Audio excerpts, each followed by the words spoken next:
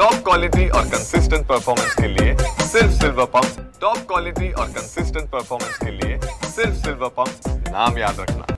बुलढाणा जिल्ह्यातल्या लोणार तालुक्यामध्ये मागील आठवड्यामध्ये ढगफुटी सदृश्य पाऊस झाला। लोणार आणि मेहकर तालुक्यामध्ये सुद्धा मोठ्या प्रमाणामध्ये पाऊस झाला आहे। आपण पाहू शकतो, मी सध्या सुलतानपूर परिसरातल्या या शेतामध्ये या ठिकाणी उभा आहे। नदीला ज्यावेळेला पूर आला त्यावेळेला नदीनं पात्र आपलं या ठिकाणी बदललं आणि थेट शेतामध्ये शिरून या ठिकाणी शेताचं मोठं नुकसान केलंय। आपण जर पाहिलं तर अगदी शेतामध्ये या ठिकाणी जवळपास 3 ते 4 फुटाचे खड्डे या ठिकाणी पडलेले आहेत। जी पाईपलाईन 5 फूट शेतकरी खाली खोदून या शेतात दुसऱ्या शेतात नेतात, ती पाईपलाईन सुद्धा या ठिकाणी दिसते।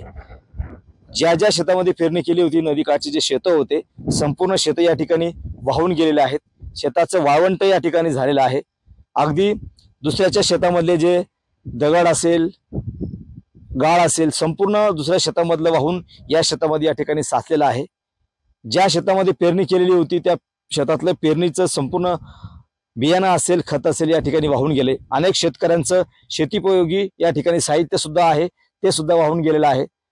अगदी म्हणजे बियाणं उगवून आल्यानंतर ते सुद्धा या ठिकाणी वाहून गेले। कोणाची हळद वाहून गेली, कोणाचं तूर वाहून गेली, कोणाची सोयाबीन वाहून गेली। अक्षरशः म्हणजे मोठं नुकसान या लोणार तालुक्यातल्या शेतकऱ्यांचे या ठिकाणी झाले।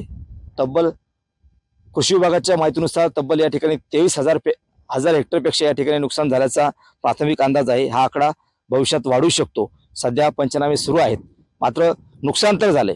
शेतकऱ्यांना आता मदत कधी मिळणार असा प्रश्न सुद्धा या ठिकाणी शेतकऱ्यांसमोर उभा राहिलेला आहे। दुबार पेरणीचं संकट सध्या शेतकऱ्यांसमोर आहे। बियाणं कुठून आणायचं हा सुद्धा प्रश्न शेतकऱ्यांसमोर उभा राहिलेला आहे। त्यामुळे शासनानं या नुकसानग्रस्त शेतकऱ्यांना बियाणं सुद्धा उपलब्ध करून द्यावं अशी मागणी या लोणार तालुक्यातल्या शेतकऱ्यांची आहे। कॅमेरामन निलेश देशमुखसह गणेश सोळंकी, TV9 मराठी, बुलढाणा।